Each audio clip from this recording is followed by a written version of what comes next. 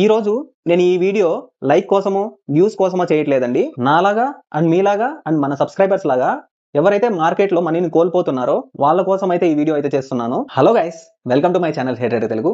ఈ రోజు మనం స్టాక్ మార్కెట్ లో వెరీ ఇంపార్టెంట్ టాపిక్ అయిన విక్స్ ఫ్యాక్టర్ గురించి అయితే మాట్లాడుకుంటున్నాం. విక్స్ ఫ్యాక్టర్ అంటే వొలటిలిటీ ఇండెక్స్ అండి. ఈ వొలటిలిటీ ఇండెక్స్ పెరగడం తగ్గడం వల్ల మీ ఆప్షన్ ప్రీమియం అనేది తగ్గుతుంది అండ్ పెరుగుతుంది అనేవి ఎంత వొలటైల్ గా ఉన్నాయి, ఆర్ ఎంత బీరిష్ గా ఉన్నాయి, ఎంత బుల్లిష్ గా ఉన్నాయి, ఆర్ న్యూట్రల్ గా క్లోజ్ అవుతున్నాయి అనేసి అయితే మనం ఈ వొలటిలిటీ ఇండెక్స్ ద్వారా తెలుసుకోవచ్చు. ఒక ఆప్షన్ బయర్ గా మీరు మార్కెట్ పైకి వెళ్తుందా లేదా కిందకు వస్తుందా అనేసి చూస్తారు. బట్ మీరు తీసుకున్న పొజిషన్ అనేది ఎంత ఫాస్ట్ గా మీ టార్గెట్ ని హిట్ అవుతుంది ఆర్ మీ స్టాప్ లాస్ హిట్ అవుతుంది అనేసి ఈ విక్స్ ఫ్యాక్టరే డిసైడ్ చేస్తుందండి. అందుకే ఈ టాపిక్ అనేది ఇంత ఇంపార్టెంట్. రీసెంట్ గా మన సబ్స్క్రైబర్ ఒకరు నాకైతే మెసేజ్ చేశారు ఇన్స్టాగ్రామ్ లో.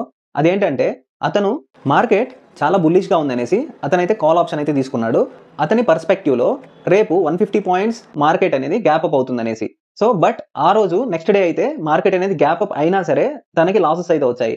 ఇది ఎందుకంటే ఎగ్జాంపుల్ ఎందుకంటే విక్స్ ఫ్యాక్టర్ అనేది ఎంత ఇంపార్టెంటో మనం తీసుకున్న ఆప్షన్ హోల్డ్ చేస్తుంటే నెక్స్ట్ డే కి అతను ఇన్వెస్ట్ చేసిన 5 lakhs అనేది లాస్ అయ్యాడు విత్ ఇన్ 1 week లో.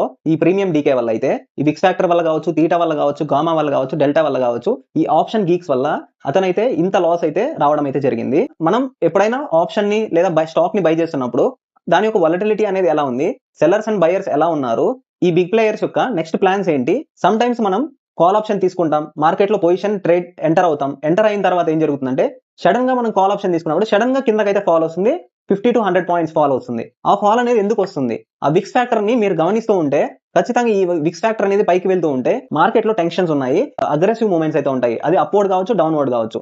ఇలాంటి టైమ్స్ లో మనం అయితే పొజిషన్స్ ని తీసుకోవద్దండి. ఇండియా విక్స్ అంటే ఏంటో కాదండి, ఇది మార్కెట్ యొక్క భయం meter or fear gauge. Market లో ఎంత ప్రశాంతత ఉంది, ఎంత భయం ఉంది అనేది చెప్పేదే ఈ India VIX or volatility index. So ఎప్పుడైతే మార్కెట్ లో భయం ఉందో అప్పుడు ఈ వొలటిలిటీ ఇండెక్స్ అనేది పైకి మూవ్ అవుతుంది, ఇండియా విక్స్ అనేది పైకి మూవ్ అవుతుంది. ఎప్పుడైతే మార్కెట్ లో ప్రశాంతత ఉందో, అగ్రెసివ్ మూవ్మెంట్స్ ఉండవండి, ఈ ఇండియా విక్స్ అనేది కిందకి ఫాల్ అవుతుంది. ఇప్పుడైతే రైజింగ్ విక్స్ గురించి మాట్లాడుకుందాం. రైజింగ్ విక్స్ అప్పుడు మార్కెట్ లో టెన్షన్స్ ఉన్నాయని అర్థం. ఈ టెన్షన్స్ అనేవి ఎందువల్ల వచ్చాయి, మేబీ గ్లోబల్ పాలిటిక్స్ కావచ్చు, గ్లోబల్ ఇష్యూస్ కావచ్చు, ఏదైనా క్రూడ్ ఆయిల్ ప్రైస్ హైక్ కావచ్చు, or central banks gold buying కావచ్చు. ఇలాంటి టెన్షన్స్ వల్ల, గ్లోబల్ పరంగా ఏదైనా న్యూస్ వల్ల, or any company updates results వల్ల కూడా ఈ విక్స్ ఫ్యాక్టర్ అనేది పైకి వెళ్ళడం కిందకి వెళ్ళడం అయితే జరుగుతూ ఉంటుంది. సో ప్రజెంట్ అయితే విక్స్ ఫ్యాక్టర్ అనేది పైకి వెళ్తుంది. ఎప్పుడైతే ఈ ఇండియా విక్స్ అనేది 18 నుంచి 25 అండ్ 25 నుంచి 30కి దూసుకొని వెళ్తూ ఉంటుందో అప్పుడు మన మార్కెట్ లో టెన్షన్స్ ఉన్నాయని అర్థం. ఎప్పుడైనా గ్లోబల్ మార్కెట్స్ లో యుద్ధాలు వచ్చినా, లేదా మన దేశంలో బడ్జెట్ లాంటివి, లేదా ఎలక్షన్ రిజల్ట్స్, ఇలాంటి పెద్ద ఈవెంట్స్ అప్పుడు ఈ ఇండియా విక్స్ స్పైక్ అనేది మనం చూడొచ్చండి. ఈ ఇండియా విక్స్ అనేది పెరుగుతున్నప్పుడు ఆప్షన్ ప్రీమియం ధరలు అనేది స్కై రాకెట్ లా మూవ్ అవుతాయి. ఇది ఆప్షన్ బయర్ కి ఒక జాక్ పార్ట్ అనుకోవచ్చు. ఎందుకంటే మార్కెట్ లో మొమెంటం అనేది చాలా ఫాస్ట్ గా అయితే ఉంటుంది. ఈ మొమెంటం వల్ల మీరు 100 రూపీస్ పెట్టుకున్న ఆప్షన్ కూడా 300 వరకు కూడా with in span of seconds లో కూడా మూవ్ అయ్యే ఛాన్సెస్ అయితే ఉంటాయి. విక్స్ అనేది ఎప్పుడైతే క్రాష్ అవుతుందో ఆర్ 12 నుంచి 11కి, 11 నుంచి 10కి ఇలా క్రాష్ అవుతూ ఉంటుందో మన మార్కెట్ లో ప్రశాంతంగా ఉన్నాయి అని అర్థం. ఏమన్నా పెద్ద ఈవెంట్స్ అయిపోయినప్పుడు గానీ, ఒకవేళ మార్కెట్ అనేది సైలెంట్ గా స్లోగా పైకి వెళ్తున్నప్పుడు, అండ్ ఆల్సో అప్పుడప్పుడు మార్కెట్ అనేది రేంజ్ బౌండ్ లో ఉంటుంది కదా, ఇలాంటప్పుడు కూడా ఈ విక్స్ అనేది క్రాష్ అవుతుందండి. మనకు రీసెంట్ గా మనకు తెలుసు ఈ 24,000 లెవెల్ దగ్గర అయితే చాలా రోజుల నుంచి అయితే మార్కెట్ అయితే ఉంటుంది. 24 to 25,000 లెవెల్ నిఫ్టీ అయితే. ఈ నిఫ్టీ ఇక్కడే కన్సాలిడేట్ అవుతూ ఉన్నప్పుడు విక్స్ ఫ్యాక్టర్ అనేది డౌన్ అయిపోయిందండి.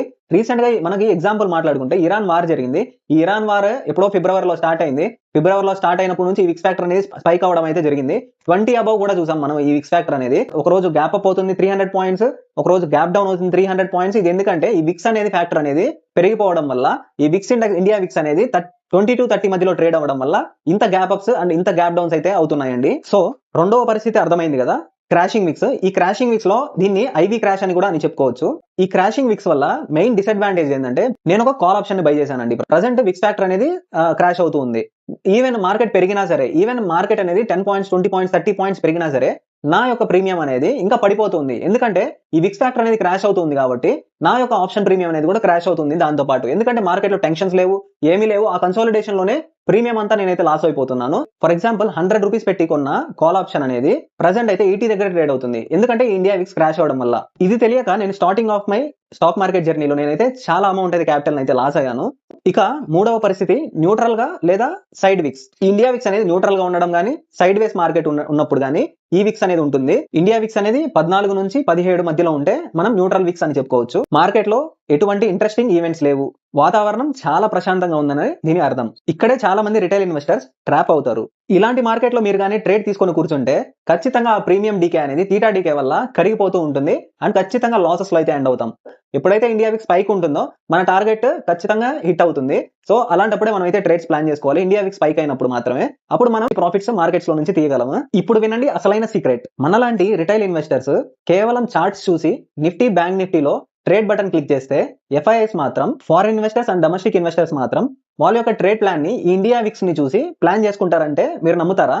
ఎప్పుడైతే ఈ ఇండియా విక్స్ అనేది 12 కంటే కింద ఉంటుందో అప్పుడు ఈ ఆప్షన్ ప్రీమియం ధరలు అనేవి చాలా చవకగా ఉన్నాయని అర్థం. అప్పుడు వారి యొక్క ప్లాన్ ఎలా ఉంటుందంటే ఈ ఆప్షన్స్ ని సెల్ చేసి మార్కెట్ ని ఒక రేంజ్ లో అయితే లాక్ చేయడానికి అయితే ట్రై చేస్తారు.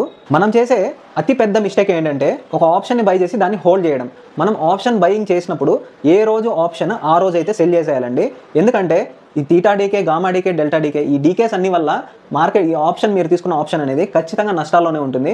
ఎప్పుడైతే మార్కెట్లో మంచి మూమెంట్స్ వస్తే అది సెకండరీ, బట్ మీరు మోస్ట్ ఆఫ్ ది టైమ్స్ ప్రాఫిటబుల్గా ఎండ్ అవ్వాలంటే ఏ రోజు ప్రాఫిట్స్ ఆ రోజే క్లోజ్ చేసేయండి, ఏ రోజు ఆప్షన్ ఆ రోజే క్లోజ్ చేసేయండి. ఒక రిటైల్ ఇన్వెస్టర్గా మనమైతే ఒక ఆప్షన్ ని బై చేసి హోల్డ్ చేస్తూ ఉంటాం. రేపు మార్కెట్ గ్యాప్ అప్ అయితే నాకు ప్రాఫిట్ వస్తుంది అనుకొని మనం హోల్డ్ చేస్తుంటాం. బట్ అది మన చేతుల్లో లేదు. ఎందుకంటే రిటైల్ ఇన్వెస్టర్స్ అనేది 50 crores, 100 crores, 1000 crores ఇంత అమౌంట్స్ అయితే ఇన్వెస్ట్ చేసి మార్కెట్ ని ఒక రేంజ్ లో అయితే ఉండడానికి కూడా ట్రై చేస్తారు. ఈ విక్స్ ఫ్యాక్టర్ వల్ల ఖచ్చితంగా మనం కాన్షియస్ గా ఉండి హోల్డింగ్ అయితే చేయాల్సి ఉంటుంది. ఒకవేళ మాక్సిమం ఆఫ్ ది టైమ్స్ మీరు హోల్డ్ చేయకుండా ఈ ఆప్షన్ అయితే క్లోజ్ చేయండి. నేను పర్సనల్ గా నా ట్రేడింగ్ జర్నీలో గమనించింది ఏంటంటే ఈ బిగ్ ప్లేయర్స్ అనే వాళ్ళు ఈ ఇండియా విక్స్ కి అగైనెస్ట్ గా ఎప్పుడు వెళ్ళరండి.